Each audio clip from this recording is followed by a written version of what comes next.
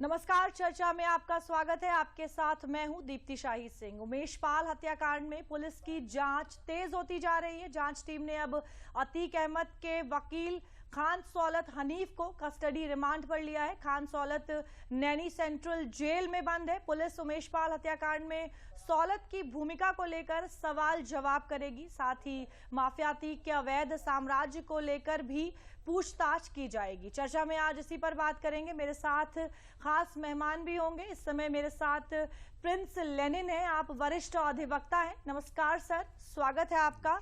कुछ ही देर में मेरे साथ वरिष्ठ पत्रकार भी जुड़ेंगे। अपनी चर्चा को शुरू करते हैं। प्रिंस जी, अगर बात की जाए अतीक के वकील की, तो आज पुलिस उसको रिमांड पर ले रही है 12 घंटे के लिए।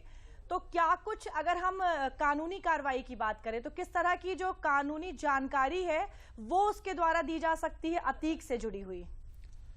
देखिए, इस प्रकरण में जहां तक अधिवक्ता खान सलाउत हनीफ का मामला है जी, जो अभी पूर्व में घटनाक्रम हुआ था जिसमें उमेश पाल का अपहरण हुआ था जी, उस अपहरण के केस में उनको उम्र कैद की सजा हुई है और उनके खिलाफ आरोप सिद्ध पाए गए।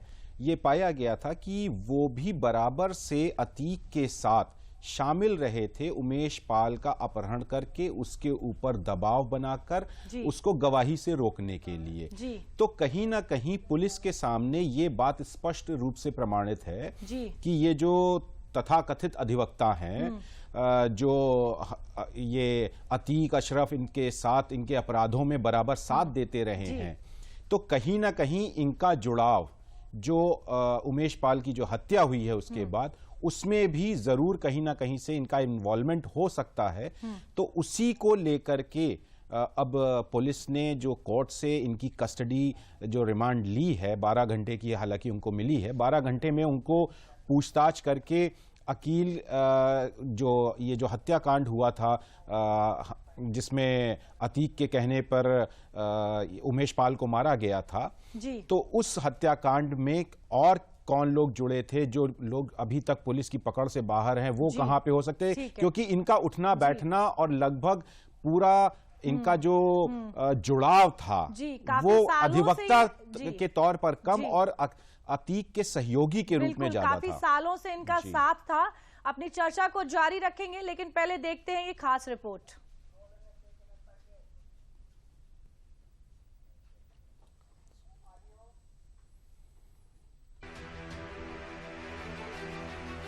काली कमाई और काले कनेक्शन का होगा पर्दाफाश।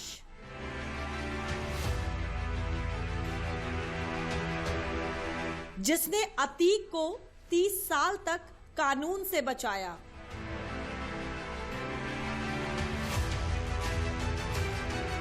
आज वही शाम 6 बजे तक खोलेगा राज सारा। उमेश पाल हत्याकांड की साजिश से जुड़े हैं तार।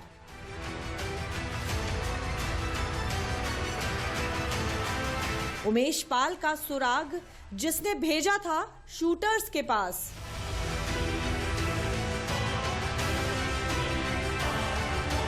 अतीक की हत्या के बाद अब उगलेगा सारे राज।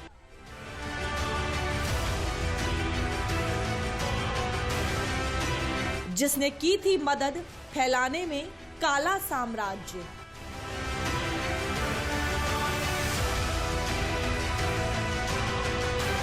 उसी की गवाही से जलेगी अतीक की काली लंका आज।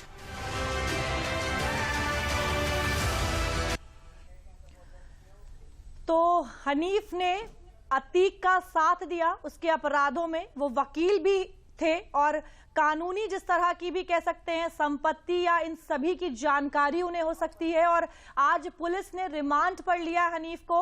लेनिन जी, अगर बात की जाए अतीक की पत्नी शाइस्ता परवीन की, गुड्डू मुस्लिम की, तो उनकी संपत्तियों से जुड़ी हुई जानकारी भी क्या आज दी जा सकती है? क्या पुलिस रिमांड में उसके बारे में भी हनीफ कुछ बता सकता है? देखिए, साफ तौर पर यह जाहिर है कि जो हनीफ थे वो अतीक के लिए कानूनी मदद से ज्यादा उनके अपराध में मदद करते रहते थे जी। तो साफ तौर पर ये चीज तो अब सबके सामने है कि किस तरह से उनको सजा हुई है और वो अतीक के गुनाहों में बराबर से शामिल रहे हैं। तो जाहिर तौर पर उसकी जो कमाई है, उसके जो इन्वेस्टमेंट्स हैं, कहाँ उसका संपत्ति है, उसकी भी जानकारी उनके पास फौरी तौर पर होनी चाहिए, जिसके संबंध में अब उनसे पूछताछ की जाएगी और जितनी जानकारी इस केस के बारे में, बाकी अभियुक्तों के बारे में कि कौन कहाँ छुपा हो सकता है, कौन किसके कहाँ पे हाइड आउट्स हैं, क्योंकि अभी भी कई लोग इसमें फरार चल रहे हैं, शाइस्ता का आज तक कोई पता नहीं चला है। तो ऐसे प्रकरण में ये बहुत महत्वपूर्ण कड़ी होंगे जब पुलिस इनको इंटेरोगेट करेगी। ठीक है। अच्छा, ये तो हम सभी जानते ही हैं कि हनीफ इस समय उम्र कैद, एमपी एमएलए की कोर्ट ने सजा सुनाई है और उम्र कैद की सजा वो काट रहे हैं जेल में।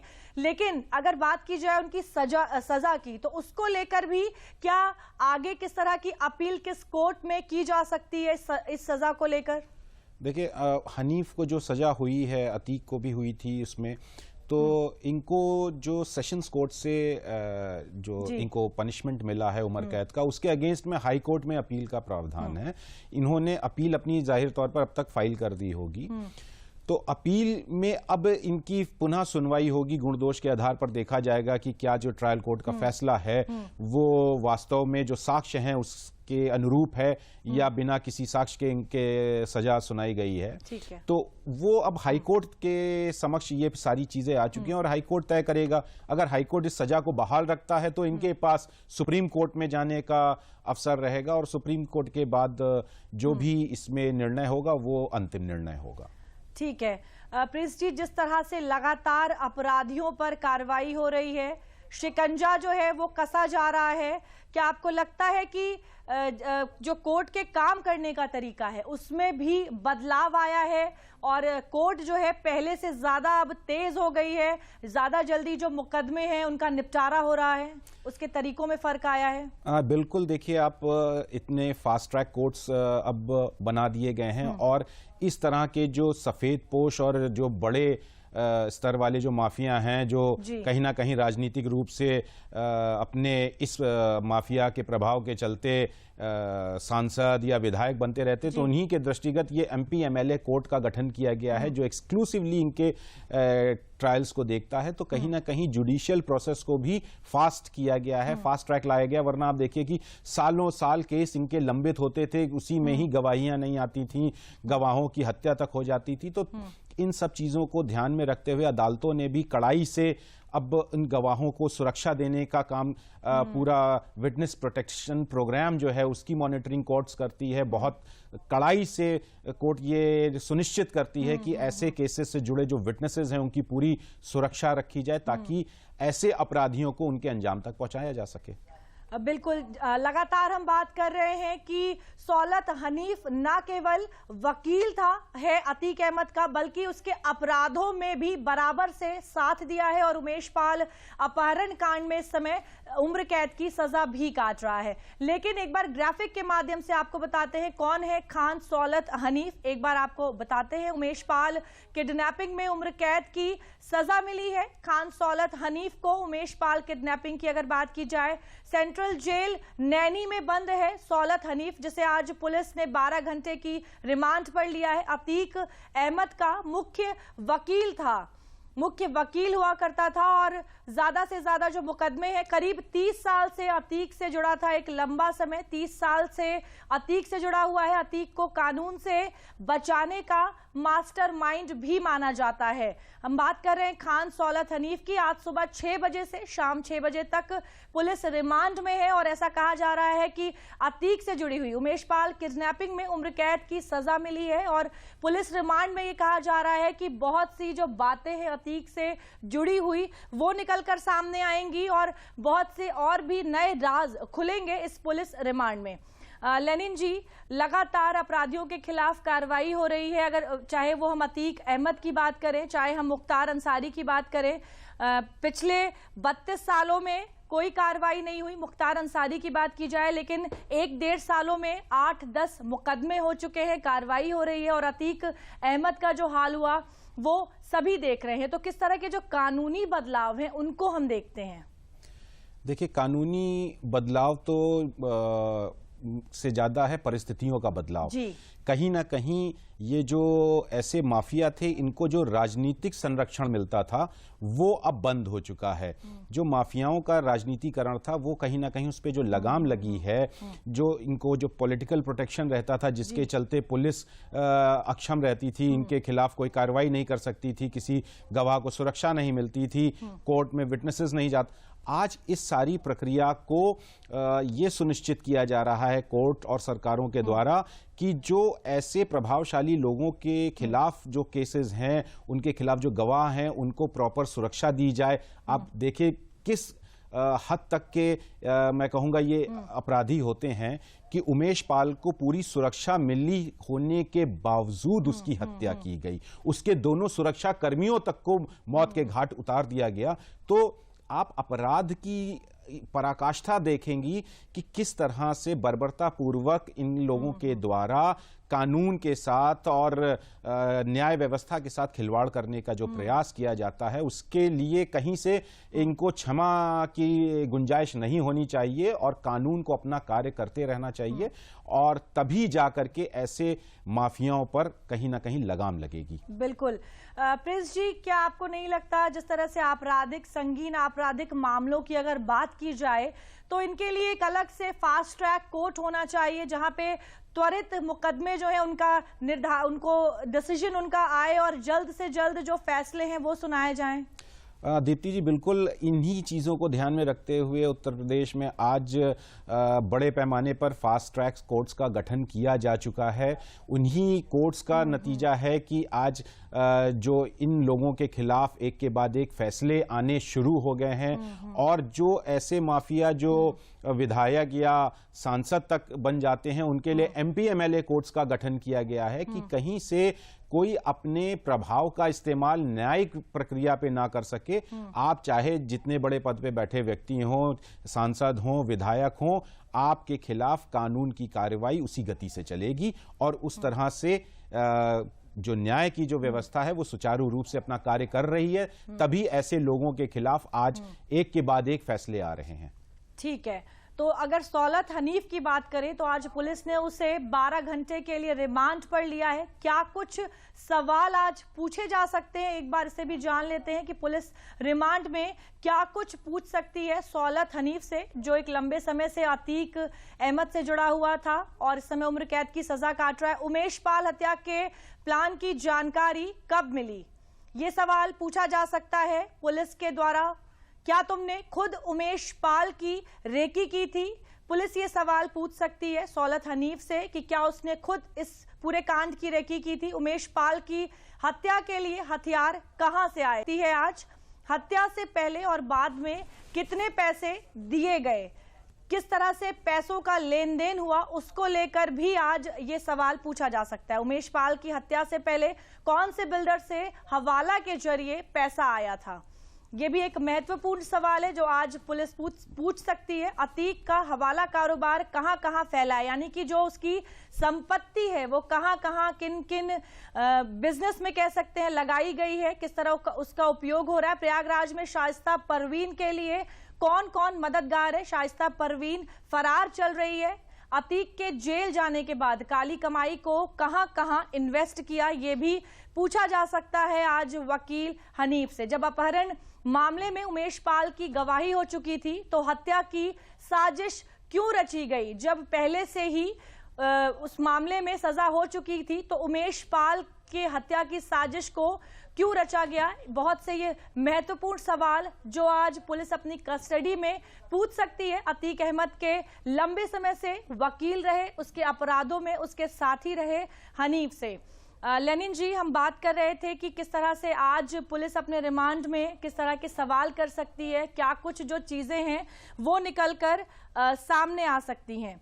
हमारे साथ इस समय वरिष्ठ पत्रकार राघवेंद्र प्रताप सिंह भी जुड़ गए हैं। नमस्कार सर जी। राघवेंद्र जी, जिस तरह लगातार अपराधियों पर, बड़े अपराधियों पर शिकंजा कसा जा रहा है, क्या संदेश जा रहा है छोटे अपराधियों तक?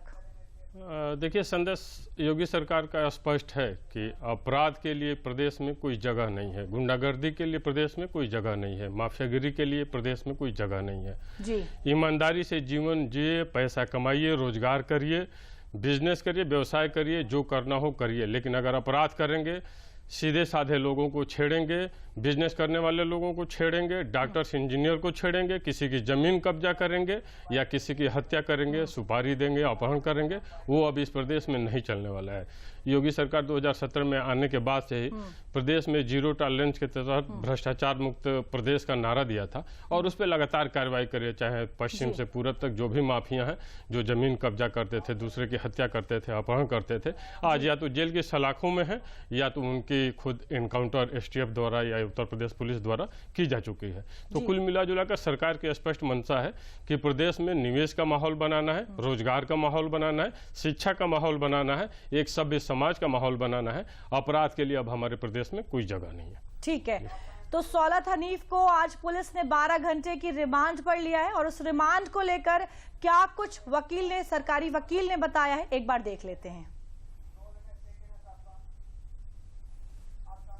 सौलत हनीफ को माननीय न्यायालय सीजेएम श्री दिनेश कुमार गौतम द्वारा 12 घंटे के लिए पुलिस कस्टडी रिमांड में दिया गया है। सुबह 6 बजे से लेकर शाम 6 बजे तक के लिए उन्हें पुलिस कस्टडी रिमांड में दिया गया है और इसके बाद आईओ उनको जेल में दाखिल करें। तो गुलाब चंद जी को हम सुन रहे थे, आप सरकारी वकील हैं, बता रहे थे क्या कुछ किस तरह से रिमांड में लिया जाएगा, क्या कुछ कार्रवाई होगी, उसके बारे में जानकारी दे रहे थे। हमारे साथ वरिष्ठ पत्रकार भी हैं। जिस तरह से हम देख रहे हैं कि लगातार कार्रवाई हो रही है, अपराधियों के खिलाफ जो शिकंजा है वो लगातार कसा जा रहा है। तो अगर बात की जाए प्रदेश की कानून व्यवस्था की, तो उसको लेकर क्या कुछ कहेंगे आप, किस तरह के बदलाव आए हैं? कानून व्यवस्था को लेकर सरकार की जो स्पष्ट मंशा थी कि हम अपराधियों को शरण नहीं देंगे, जीरो टॉलरेंस के नीति पे काम करेंगे। अपराधी चाहे जिस जाति धर्म संप्रदाय वर्ग का हो, उसके ऊपर हम कठोरतम कार्रवाई करेंगे। लॉ एंड ऑर्डर को देख लीजिए, योगी सरकार वैसे भी सत्ता में आने के बाद से, चाहे महिला सुरक्षा की बात रही हो या अपराधियों द्वारा जो भी जिन घटनाओं को अंजाम दिया जाता था, लगातार उस पर रोक लगाने में लगभग सफल भी रही है। हर तरह के अपराध में अगर प्रतिशत में कटौती देखा जाए तो इस सरकार में कम हुए हैं, चाहे वो अपहरण के हो, हत्या के हो, बलात्कार के हो या महिलाओं से छेड़छाड़ी के हो। तो हर अपराध में रोक लगाना ये दर्शाता है कि ये सरकार प्रदेश को एकदम भयमुक्त प्रदेश बनाना चाहती है, जिसमें कहीं से भी किसी का कोई दहशत न हो। आम नागरिक एक सभ्य समाज के तहत जीवन जी सके, वो जब चाहे बाजार जा सके, जब चाहे कहीं अपना फ्लैट ईमानदारी से खरीद सके, अपना मकान बना सके, रह सके।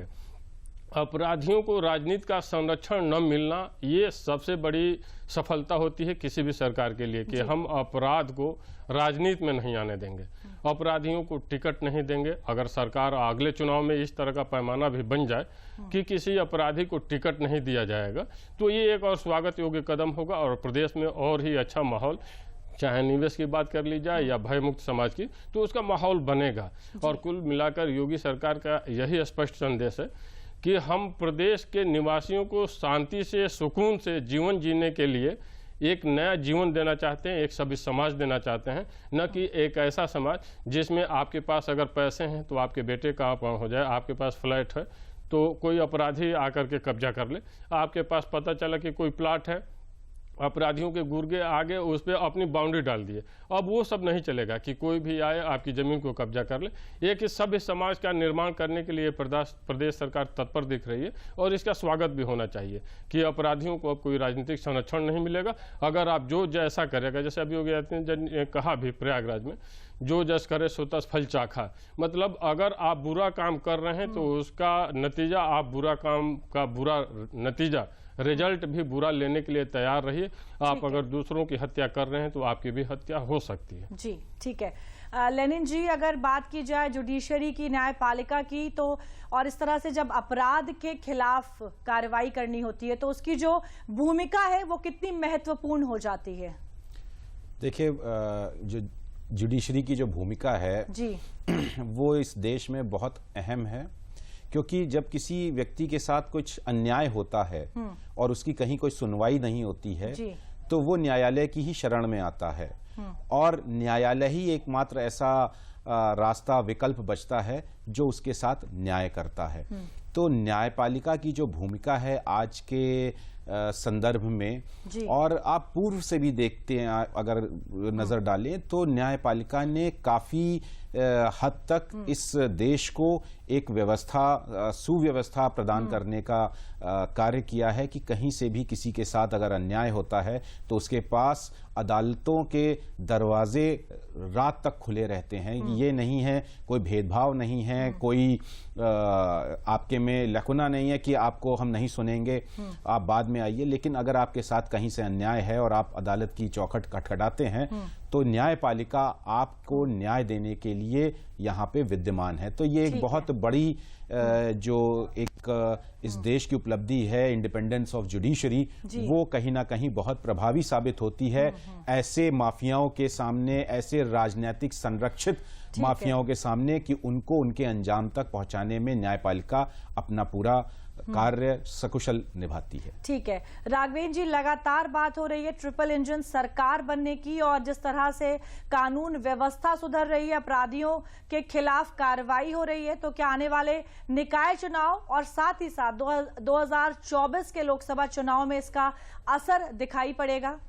दीप्ति जी, निकाय चुनाव वैसे भी ये माना जाता है कि भारतीय जनता पार्टी शहरों की पार्टी है, और अगर पिछला रिकॉर्ड भी देखा जाए तो मैक्सिमम जगह यही है। 2 सीटों को छोड़ करके 2 बसपा के पास थे और बाकी भारतीय जनता पार्टी के, कांग्रेस और सपा 0 पे थी। तो भारतीय जनता पार्टी की इसमें जीत से ज्यादा चुनौती ये है कि जो सीटें हैं उसको बचाए, और उसको बचाने और अगर बढ़ा ले जाते हैं 1-2 सीट तो ये माना जाएगा कि अब ट्रिपल इंजन की सरकार है, और अब शहरों में, गांवों में, देहातों में भी अब भारतीय जनता पार्टी ज्यादा फैलेगी। वैसे भी देखिए भारतीय जनता पार्टी ने एक नए वोट बैंक के रूप में, लाभार्थियों के रूप में एक जो संख्या है बहुत बड़ी, उसको उन्होंने बनाया है। वो हर जाति धर्म संप्रदाय में है कि जिनको आवास दिया, शौचालय दिया, छत दिया या पेंशन दे रहे हैं। तो इस तरह से भारतीय जनता पार्टी ने गांव में भी या मुस्लिम महिलाओं में भी ट्रिपल तलाक के माध्यम से हर जगह अपना वोट बैंक बढ़ाया है, और अभी तक के जो समीकरण उसमें भारतीय जनता पार्टी निकाय चुनाव में जीतती हुई दिखाई दे रही है।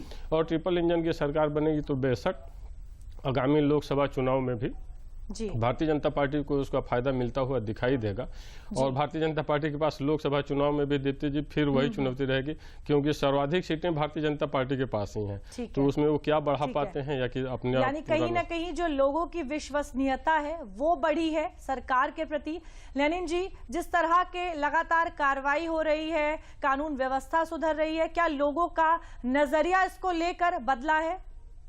देखिए, क्यों नहीं, अगर इस तरह से प्रभावी कार्रवाइयां होती रहेंगी तो जाहिर तौर पर लोगों का नजरिया बदलता है और लोगों का विश्वास बढ़ता है। लोग निडर होकर के सड़कों पे आ सकते हैं, महिलाएं आ जा सकती हैं। अभी कुछ समय पहले तक आपको दिखता होगा कि कैसे बड़ी बड़ी गाड़ियों में राइफल भर के लोग खुलेआम खुली जीपों में घूमते थे। ये नजारे आज नहीं दिखते हैं। आज आप सड़कों पे जाइए, कहीं आपको राइफल लहराते हुए और ऐसे फॉर्च्यूनर्स चलाते हुए नहीं मिलेंगे, ऐसे रोड रेज के इंसिडेंसेस नहीं आ रहे हैं। तो कहीं ना कहीं एक जो बदलाव आया है, और बदलाव के साथ साथ लोगों में एक विश्वास आया है कि अगर आप कितने भी बड़े अपराधी हैं, कानून आपको माफ नहीं करेगा। तो ये जो एक उम्मीद है, जो लोगों की उम्मीद न्यायपालिका से रहती है, प्रशासन से रहती है, सरकारों से रहती है, तो अगर इस तरह की कार्रवाइयां चलती रहेंगी तो लोगों का विश्वास जो है, जनता का जो विश्वास है, वो सरकारों में, न्यायपालिका में, प्रशासन में बना रहेगा। ठीक है प्रिंस जी, यहाँ पर एक और महत्वपूर्ण सवाल आपसे पूछना चाहूंगी कि पुलिस रिमांड में है सौलत हनीफ, क्या कुछ बातें निकलकर सामने आ सकती हैं आज के इस पुलिस रिमांड में?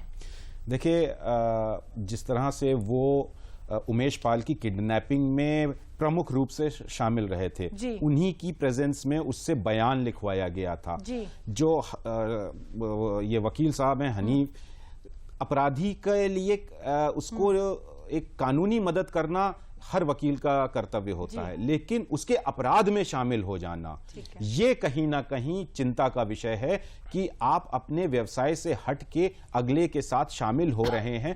तो अब उसी व्यक्ति की हत्या भी हुई है और आप उसके साथ बराबर हर पल हर समय साथ रहते हैं, तो कहीं ना कहीं आप का जो जुड़ाव है वो एक बहुत बड़ी सूचना भी मिल सकती है कि कहां कहां लोग हैं, कहां कहां से ये वेपन्स आए, कहां कैसे पैसा आया, जो भी इसमें लोग शामिल थे वो कहां छुपे हो सकते हैं। तो अब पुलिस के पास जो 12 घंटे हैं उसमें वो उनकी पूछताछ में उनको कितना साक्ष्य जुटा पाते हैं कि उनके बयानों से कितनी जानकारियां सामने निकल के सामने आती हैं जो प्रभावी होंगी उस उमेश पाल मर्डर केस में, वो अब देखने वाली बात है। राघवेंद्र जी, बहुत ही संक्षेप में इस पूरे मामले में आपकी क्या प्रतिक्रिया है, आपसे जानना चाहूंगी। दीप्ति जी, सरकार का ये स्वागत योग्य कदम है कि भ्रष्टाचार मुक्त प्रदेश, अपराधियों के लिए, माफियाओं के लिए कोई जगह नहीं। ये आम जनता के हित में है। जो जनता जनार्दन, गरीब या जो अपने बिजनेस से, नौकरी से पैसा कमाते हैं वो सुरक्षित रहेंगे। कहीं अपहरण की घटना नहीं होगी, हत्या की नहीं होगी, जमीन कब्जा की नहीं होगी। सरकार को जितना भी धन्यवाद दिया जाए कम है कि कम से कम एक भय मुक्त प्रदेश उत्तर प्रदेश बनता हुआ दिखाई दे रहा है। राघवेंद्र जी, प्रिंस जी, आप दोनों का बहुत बहुत धन्यवाद चर्चा में शामिल होने के लिए। तो पुलिस रिमांड में हनीफ है, 12 घंटे की रिमांड है। क्या कुछ बातें हैं ये तो 12 घंटे बाद ही समझ में आएंगी। उमेश पाल हत्याकांड में अभी भी शाइस्ता परवीन, गुड्डू मुस्लिम फरार चल रहे हैं। सारी बातें निकल कर सामने आएंगी और जो भी जानकारी होगी वो हमें पता लगेगी। चर्चा में आज बस इतना ही। मुझे दीजिए इजाजत। नमस्कार।